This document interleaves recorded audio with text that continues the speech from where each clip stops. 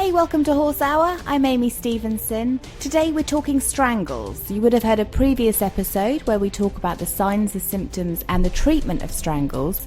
But today Andie joins us from Redwings Horse Sanctuary because sadly they had a strangles outbreak, so they know how to deal with it. And Andie's going to share some advice of things that worked well for them and also the results of a survey they put together to help prevent future outbreaks of strangles.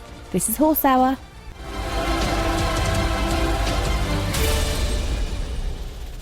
Now, if you remember, a few weeks ago I went to the National Equine Forum and you heard from lots of really, really great speakers there on all about educating the industry. So we had Sue Dyson, who was talking about saddle fitting.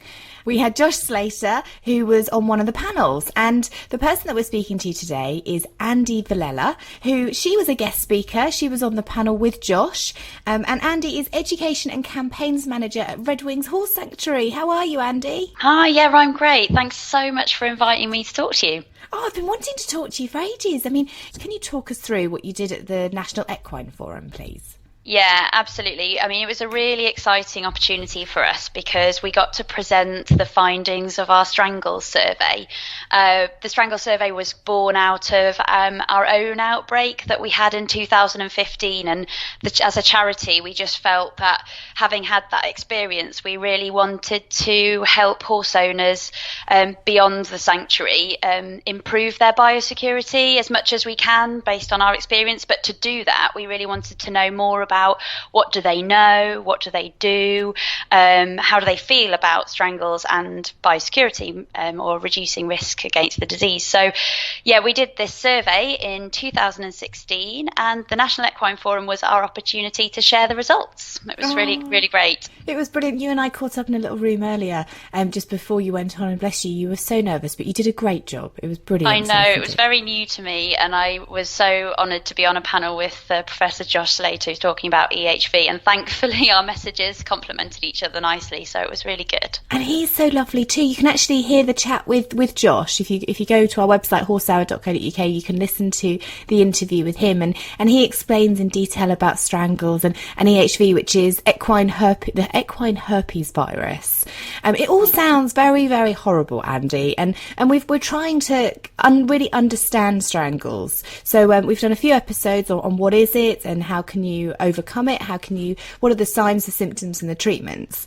But I'm really fascinated to know your case study because you're living proof of finding it, of dealing with it and getting rid of it.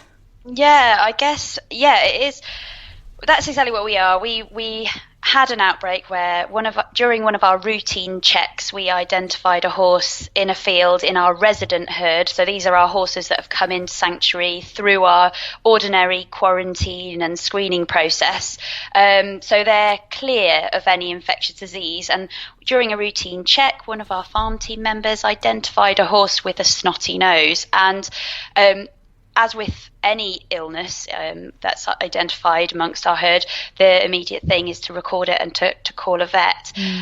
So thankfully, with the knowledge of the disease, we were able to put the horses into precautionary quarantine straight away, which meant that everybody on the farm was now hand washing and just observing the general quarantine procedures, which we can talk about later if you would like. And then obviously the vet arrived, took the tests, and within about 24 hours of the initial test being taken, unfortunately, we'd confirmed a positive case of strangles. And actually, within that same routine check, but on a separate field, there was another horse identified and was also strangles positive. Well, let's just look at this. Well, first of all, from a charity point of view, you have so many horses on your land. Trying to control something like that. Hats off to the lady that spotted it straight away, because a snotty nose, I probably would have said, oh, it's just a bit cold. The fact that she picked it up so quickly is amazing. I think what was great was that we have we don't have any fear about putting something in precautionary quarantine. It doesn't mean that it is effective. It just means that we're reducing the risk of, if there is an infection there, it's not going to spread to other horses. So that's what she was able to do straight away. But yeah, in terms of how it affected us, obviously the risks for us are huge. We are different to many yards. We had almost 400 horses on that particular farm. Oh my gosh. And although we have a large proportion of them have been exposed to the disease and treated, and so have some level of resistance, we also do have horses that are born within sanctuary as well. So there is a particular risk for those naive horses who would definitely catch the disease. So we really wanted to prevent them from catching the disease, and also for any other infections of horses which had low immunity to it. And the other risks to the charity, of course, we've got horse movements on and off the yard. This was a farm that's not connected to our horse hospital or our retraining and rehoming facility, but we are moving horses between these farms. So we wanted to really be quite quick to contain the disease, to make sure it didn't spread to one of our other 10 locations. So once we identified the horse, very quick, because we have essentially as a diary of horse movements for every horse, we know where it's been. We were able to say, track back over 3 weeks and put in precautionary quarantine for any horse that had potential contact with the Strangles positive horse. Wow. So it meant we could put quarantines we had quarantines dotted over that farm because of the potential contact with Cal there. And we also had a precautionary quarantine at our horse hospital because one of the horses had been for sarcoid surgery previous on the meet week. So yes, it affected our operations there. And then we put our visitor centre in Essex under quarantine, which obviously had huge impact on our fundraising capacity, because one of the horses was going down there to be rehomed that had potential contact again with the infected horse. So as you can see, very quickly from the moment of identifying the horse, we went into let's stop horse movements and let's identify where we need to put in these amber quarantines. And that poor lady that was going to rehome the horse, what did she do? Was she just on hold for a little bit? Thankfully, at the stage in the process, the horse hadn't yet gone to the web. It had just met our veterinary approval and our behavioural approval, so it was going down to the visitor centre to be trained, and we would have then found somebody to take on that horse. So we were very lucky that there was no disappointment there. Yeah. Because that would have been heartbreaking, wouldn't it? You're just about to take home a pony, and then you realise, well, actually, it could have strangles. But then that's part of it. This is what's so lovely about you coming on and talking to us today is that if it can happen to you, it can happen to anybody. Yeah, I think that's right. And one of the things is that also Josh mentioned in your other podcast is really this is about minimising risk. We can't eliminate it completely, but the practices we adopt to reduce the spread of strangles and to eliminate strangles will actually help us improve our horses' health across the board, because they're good practices anyway to prevent spread of other infections, be it ringworm, be it infectious diseases like flu or other things.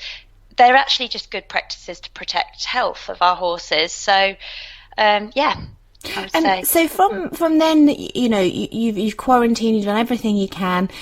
How did he get better? Did the horse get better? Yeah, Cal is better, and he is on the cover of our Strangle survey report. He's the proud picture at the very front of the report. He's absolutely fine. He was in quarantine for, I think, over a month in the end. But as with all the horses we had 30 horses that were actually infected during the outbreak. All of them have recovered. And importantly, all of them were screened clear of the disease after their recovery, so that we could be sure that they wouldn't cause future infections by becoming carriers. So Cal and Smarty and Maggie Moose and all of these other horses that were sadly infected were treated and recovered to full health and then screened. In terms of the cost, Andie, it sounds like this cost a lot of money for Redwings? Absolutely, and I'd like to also say that our supporters have been fantastic. We had to launch an appeal to support us financially. In the first month alone, the additional expenditure for our outbreak, which went on tests and disinfectant and things, was an additional £27,000 in the first month alone. Gosh. Yeah. So to put it in context, our monthly operations of our quarantine yard, so that's just what we do in a routine way, a routine basis, that would cost us normally around £8,000 a month. So you can see that the outbreak in 1 month was well, God, my maths is terrible. was several times the amount of money of our day-to-day running costs of quarantine, which are enormous figures. No other yard would probably have that scale of expenditure, but certainly it definitely makes day-to-day biosecurity value for money. Well, yeah, but the amount of horses that were infected with 30 horses, I mean, out of 400, that's a lower percentage, which is brilliant. But there are many yards that have 30 horses, that the horses could all have touched each other, that could have that £27,000 expenditure for having to deal with 30 horses that have strangles. So realistically, this could really affect anybody. I mean, well, thank you to the supporters, because obviously without them, what would happen? Yeah, it was really good response that we had from them. The 30 horses that were infected, we actually tested 501 horses. So the scale of the expenditure was actually reflected more in the number of horses we needed to test to ensure that the outbreak wasn't spreading or didn't spread.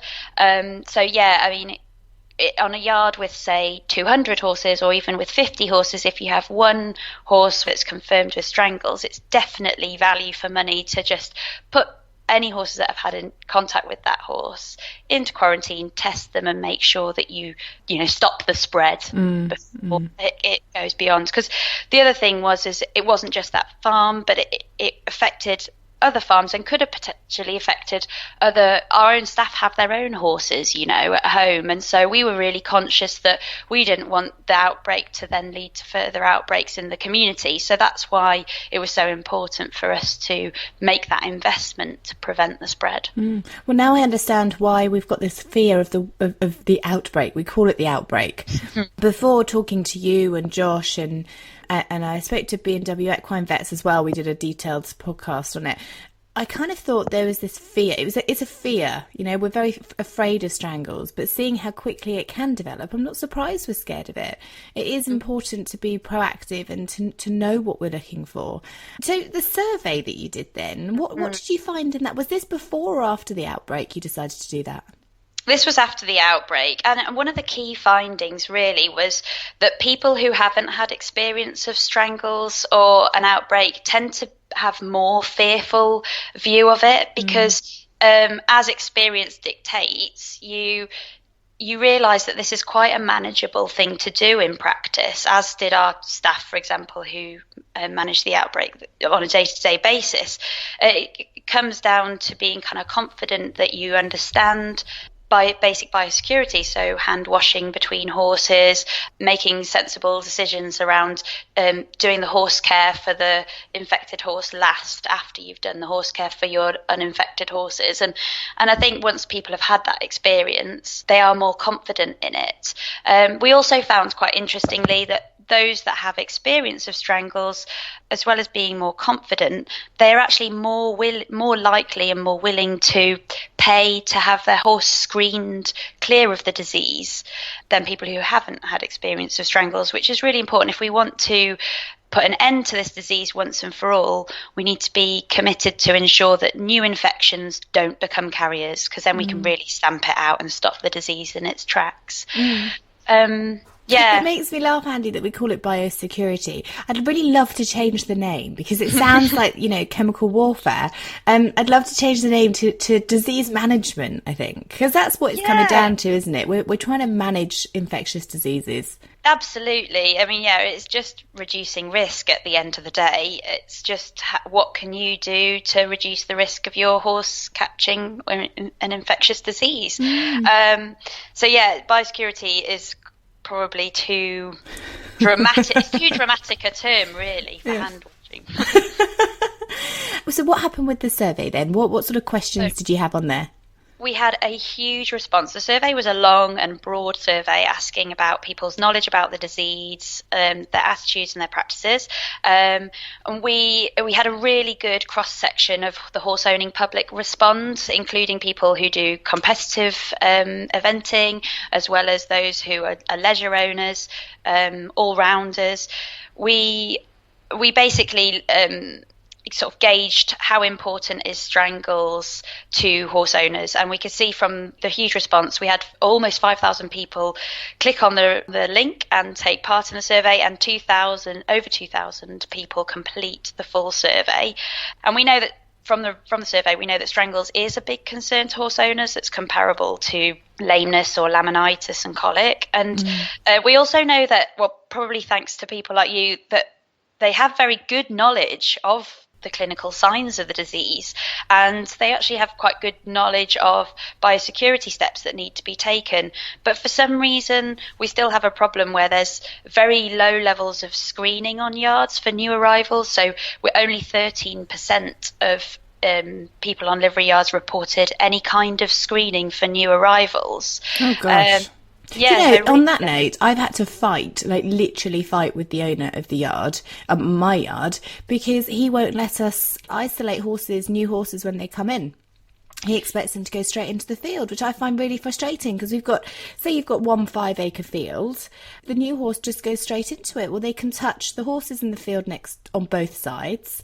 So I kind of feel even fencing off an area might not be enough, because it's still in the same field. It's within air touching distance. I know. Well, I mean, your experience is definitely reflected in our survey. 80% of the survey respondents said they'd even be willing to pay more to their livery yard owner if screening could be put in place for new arrivals. So your experience of sort of lobbying your yard manager to make that provision is definitely something that we're seeing. So we need to understand more, why are livery yard management not putting this in place? What are the disincentives? Because it seems to me that it would be win-win, because you are showing how you're protecting clients on the yard from potential diseases. Any good livery owner, any good business owner that cares for the horses and the well-being of the riders and their customers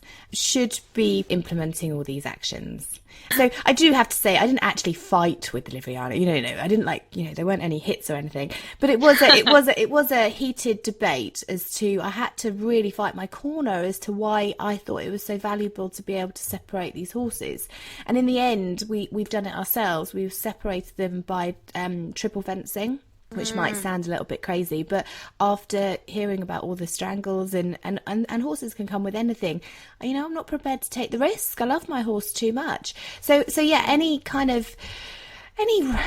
good livery yard should be implementing these, and there should be a strategy. There's a riding school that I know does this amazingly well.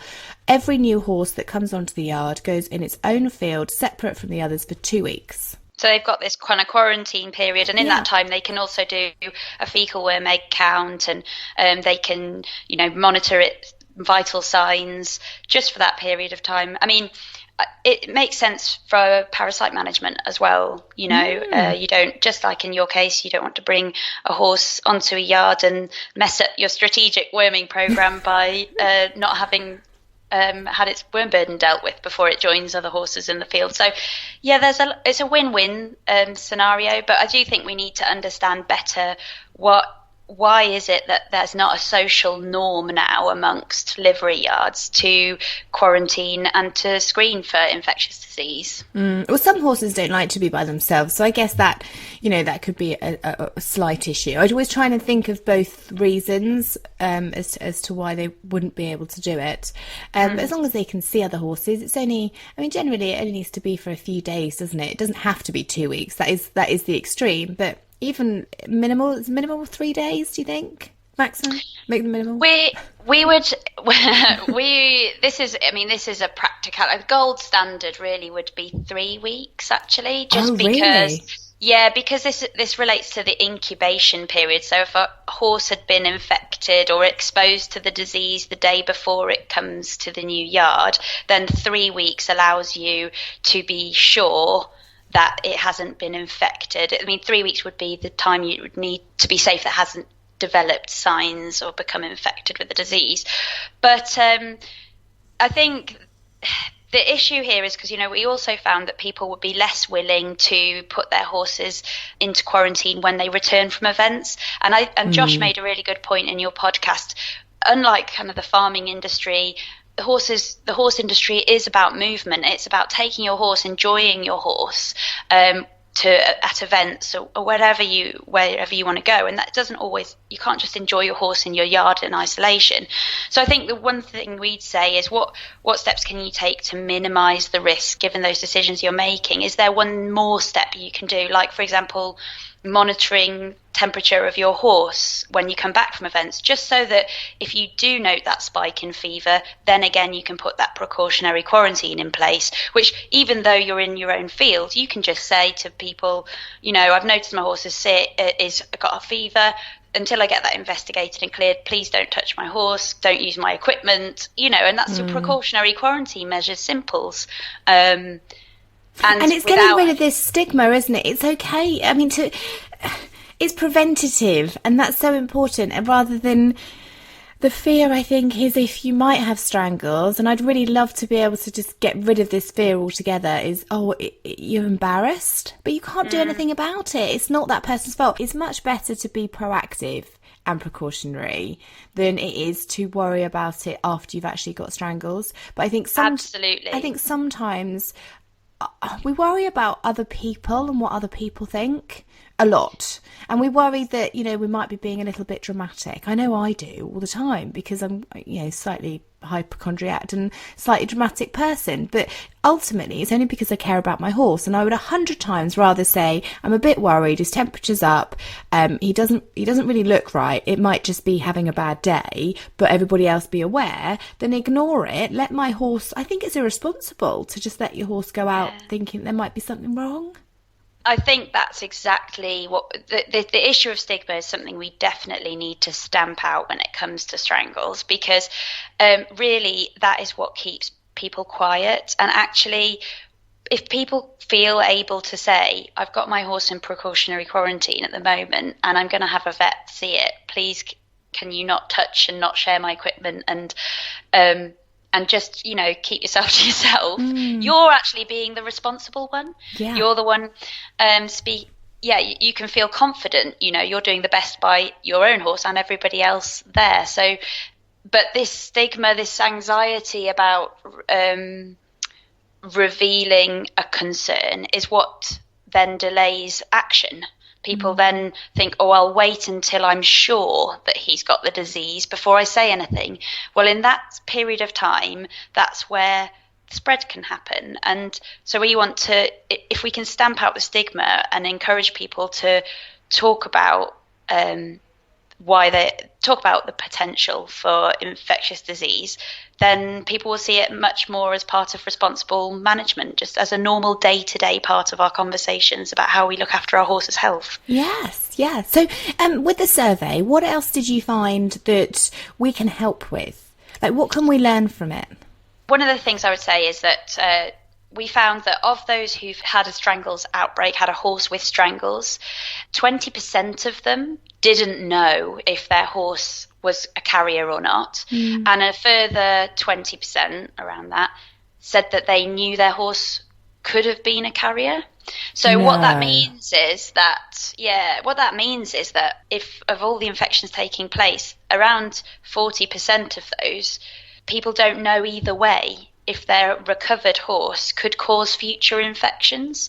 So what we're really saying to people is, if you do have a horse with strangles, when the horse is recovered, ask your vet, can my horse be a carrier?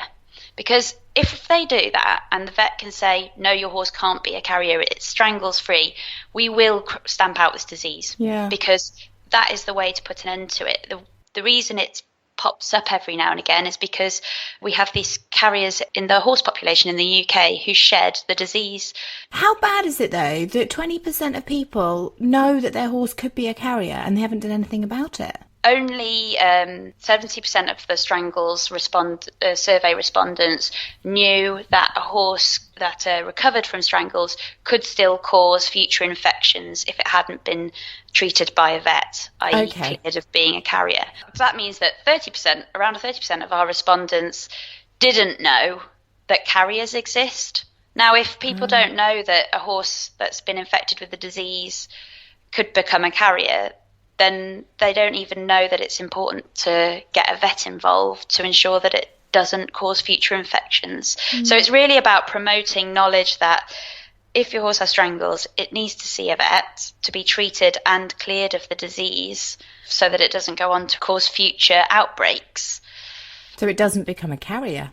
Yes, it doesn't become a carrier, because a carrier horse, I mean, putting it into context, our screening process at Redwings, the new horses that came in to Redwings in the last 5 years, 47 of them had no clinical signs of Strangles. They were identified as Strangles positive because they were carriers of the disease, which meant that if we hadn't identified that they were carriers, we would have admitted them into our sanctuary because they look otherwise not to be suffering from the disease, and they could have caused outbreaks like the one we experienced in 2015. So it's really important to prevent horses from becoming carriers, and if yards could help us by identifying carriers through a screening process and then ensuring owners have treatment and prevent the treatment for being a carrier, then we will actually eradicate the disease. Without being too negative, I do feel that there is one really big problem in all this that I can see, and that's that you guys are taking on rescue horses every day. You still have to rescue all these poor horses that aren't looked after. If the horses aren't looked after properly, and we're doing everything that we can as yard owners and horse owners to properly look after our horses, is there a risk that we're not going to be able to stamp this out because there's still going to be a percentage of people that aren't looking after their horses properly, that don't know or don't care about Strangles and the outbreak? If they can't even feed their horse, they're definitely not going to get it screened for Strangles, you know? Well, that's where I think owners on yards come into play.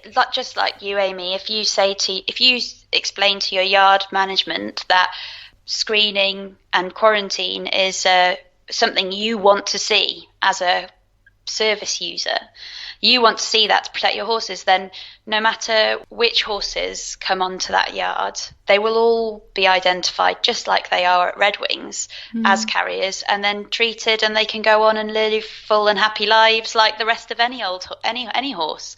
I think, yes, Strangles, some people will always not care about Strangles, but if the majority of us do, and we put in place the processes, the protocols to identify carriers and treat them, then we will see a reduction in the prevalence of the disease. Oh, brilliant. Well, that's what we want. Yeah, exactly. And hopefully improve biosecurity against other diseases at the same time. Oh, well, that would be a double bonus, wouldn't it? If only the government would just come up with, they come up with vaccinations for all sorts of things. Why can't they just come up with like an immunity one? That would be great, wouldn't it? Yeah, I think that everybody's working hard to are they trying to do that? But certainly trying to get vaccinations for Strangles and things like that. But yeah, it would be great if there was a magic bullet. But unfortunately, at least there's willingness. That's what our survey found. There's a willingness and an interest to address this disease. So that's a great brilliant. start. That is really good. And what can we do to help? Can we do anything? I know that we've got our, we can do our precautions, which we've talked about before, but can we educate? Can we, without being lecturous horse owners? Yeah, no, I think, well, first of all, maybe arrange with your yard to have a really informal discussion amongst all the yard livery clients and talk about biosecurity. Like, what would you do if there was an outbreak? Maybe just even throw it out. What if one of the horses here had a snotty nose? What would you guys do? How would you react? We found it really useful to have already had that kind of prior thinking time, having had that gone through that thought process, so that when it happens, if it happens, it doesn't cause a furore. You can think, well, we thought this through. We know what we do. We've got electric tape here to create a perimeter. We've got foot dip and disinfectant in the tack room. And we've got the number of the vet on hand who will lead us in our management of an outbreak. So I think, I would say if you're on a yard and you want to know what to do, maybe ask to have that conversation. What's the biosecurity like on your yard, and what would you do if a horse was suspected to have an infectious disease? Can you remember how much it is? Like, not obviously every vet's different, but just to get your horse tested to see if it's a carrier. Yeah, that's a really good question. So what you either want to get a blood test done, 2 blood tests 2 weeks apart, or guttural pouch scoping. So, I can't tell you an average cost, but you can easily contact your vets. Vets are very sort of proactive in providing advice about biosecurity. So is there an average? Is it like £40? I know each one's different, but just kind of an average price. It would be one call-out fee plus the period of time that it takes for that vet to do the procedure. And a guttural pouch scoping could be done, in theory, within 15 minutes. I mean, our team here do it. Our vets here do it regularly. And it's not necessarily the most common procedure for equine vets to be doing. But, it's a case of the vet coming, call-out fee, the sedation, and then the time it takes for the vet to do the procedure. Most vets now do have a video scope or an endoscope that would be able to do it. Oh, that's good, because, the thing with that is I wouldn't want to put my horse through that if I didn't need to. So that's why a blood test is so great. So when they come and give them the vaccinations, the vet could take a blood test at the same time, couldn't they? Yeah, well, a blood test is definitely the starting point, because you can see the raised antibody levels, so you can see if the horse has been exposed to the disease, and then that would give you an indication whether it's worth having the endoscopy just to see what's going on inside the guttural pouch, and that's when you'd get the test to see if there was any active strangles inside the horse, and that can be flushed at that time. Oh wow, that's good. So it can actually be dealt with there and then. It can be treated there and then, and then later on it would just need one more just to screen it clear. Oh well, Andie, thank you so much. In typical cases. Yeah, every case is different. Yeah. It's been really interesting. I'm sorry to hear that you went through all of that, but I'm kind of glad that you did, because now you can share it with us, and we know that everybody can be okay. The horses can be okay. And I really appreciate you coming and talking to us today. How can we follow Redwings Horse Sanctuary? So you can follow us on Facebook. Obviously, you can follow our Twitter as well. That's at RedwingsHS, or follow me. That's at Redwings Andie on Twitter. Also, you can get our Strangles information pack downloaded from our website, but I'm also happy to send those out to anybody who wants a hard copy, and they include quarantine notices ready prepared, so you can just pin that up if you wanted to put precautionary quarantine in place. And I think follow us on Facebook, and we are 100% publicly funded, so if anyone wants to donate, you can also donate through our website there too. Amazing. Thanks so much, Andie. See you. Thanks, Amy. Cheers. Bye. Thanks so much for listening. I hope you enjoyed this week's episode. If you'd like more information on Strangles, then just head to our website, horsehour.co.uk. We've got the education hub with advice, information and what to look out for from both Redwings Horse Sanctuary and B&W Equine Vets. And as always, if you're worried at all, then just give your vet a call and just have a chat with them on the phone. They're all so keen to stamp out this disease that they'd be happily have a chat with you. And in fact, I had a chat with my vet the other day and said when they come to do his injections, they're just going to give him a quick check over, do his heart rate, his pulse, his temperature, things like that. I mean, we need an MOT every now and again, so it's not a bad idea to get your horse to have one too. As always, you can catch up with previous episodes of the HorseHour podcast on our website. Just head to horsehour.co.uk. It's on iTunes and Acast as well. And we love seeing your stories, so thank you for sharing your pictures and your videos. Use the hashtag HorseHour on Twitter, Facebook, Instagram. We're on Pinterest, we're on YouTube. There's loads of horsey goodness out there. And this week, I'm heading to the Royal Windsor Horse Show in London. It starts on Wednesday, and I'll be there all week bringing you pictures, backstage interviews and videos too. I hope you have a really good week with your horse, and I'll speak to you soon. You've been listening to Horse Hour. Join the community on Twitter, Mondays 8 p.m. UK time, 3 p.m. Eastern by using the hashtag HorseHour. Follow Amy at AmyStevenson1 and subscribe to us on Acast, iTunes, Stitcher and Player FM.